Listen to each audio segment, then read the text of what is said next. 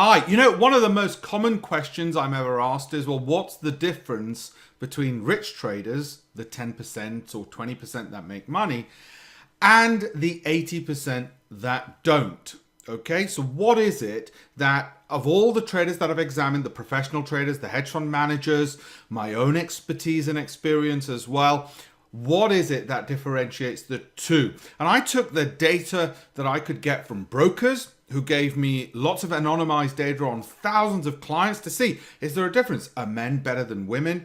Is there a certain time of day you should be trading? Are there certain instruments? Is it better to trade stocks than Forex, than to do indices or gold or commodities? Do you make more money if you go short than you go long? Are there certain geographies that you should be trading, certain periods of time? And what if statistically I could show you that out of a group of 500,000 traders, the ones who held on to a stock or a currency for more than 5 minutes were more likely to lose, or more than an hour, or more than 3 days, or vice versa, than those who held it for different periods of time? What if you could have that little statistical edge? So we looked at all of this data, and I've got to tell you that actually one of the most surprising things is the difference isn't that big between the winners and losers. Just as in life, it isn't actually that big. And let me take you through some of the issues, some of the differences that I found between the winning and losing traders. For instance, the poor trader, they tended to have a few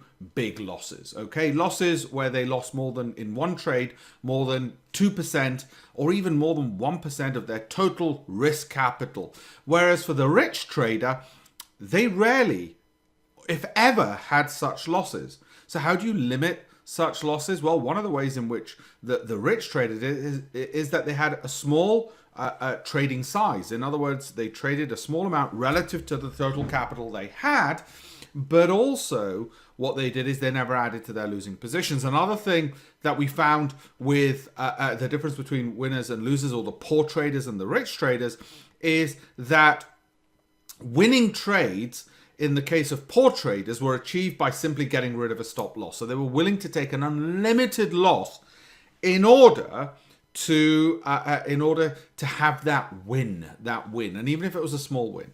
So they risked losing lots of money in order to have a small win.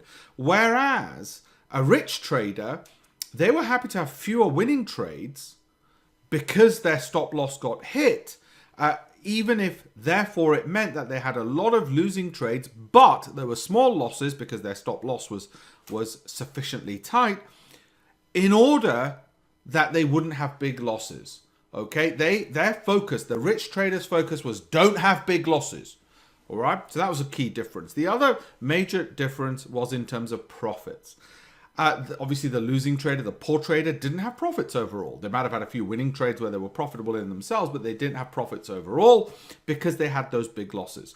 Whereas the rich trader was profitable because their stop losses prevented big losses. That was the critical factor. What about money management? When it came to money management, or the amount of money they put onto a particular trade, the poor trader, regardless of how volatile the market was, whether it was something as volatile as cryptocurrencies or the stock market or foreign exchange before a major election, they bet the same amount of money in proportion to their total capital. That was the poor trader. They didn't account for market volatility. Whereas the rich trader, they reduced their trade size if the market was more volatile, more noisy. Now, we in future webinars will talk about, well, how do you measure volatility? There's all sorts of tools out there like the average true range indicator, which will allow you to do it.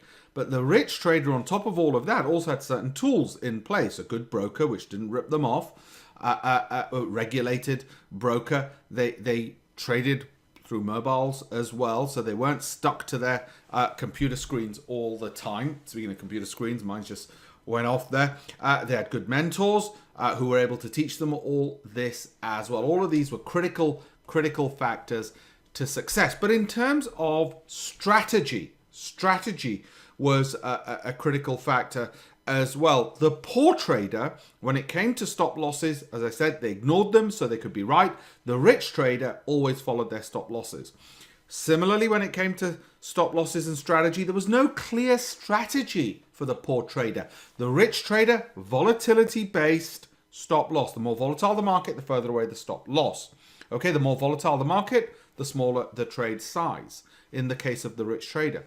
The poor trader, profits, they never added to their winning positions. Once they were in profit, they're never added to those profitable positions. Whereas the rich trader, they would start with a small position, so they didn't risk a big loss. And if it got into profit, they would add more money to that trade because they were then risking the existing profits they had made. That was critical. Winners add to winners, losers add to losers in other ways. Also, finally, on trading psychology, the loser, they were unaware of things such as psychological biases. Okay, whereas winners, they knew what biases were. What's a bias? A bias is the kind of psychological traps we fall into where we have prejudices, pre-existing beliefs, and we only look for information which reinforces our pre-existing belief on a position, let's say, and therefore we say, no, I'm not getting out of this because one person in 100 said I should still buy sterling or still buy dollars or the DAX or the Dow, whatever. And it's that inability to be objective which absolutely kills you. So what are the top tips for being a rich trader? First of all, add to your winning positions. That's critical. Trade a small size of your risk capital, of your total risk capital. Trade a small size of that. Aim for short-term learning goals. Always be looking to learn, and have a trading business plan. Okay, develop that plan, both for in terms of returns, how many trades are you going to do? If only 50% are right, how much more money are you going to make in those 50% than you're going to lose in the 50% that are wrong?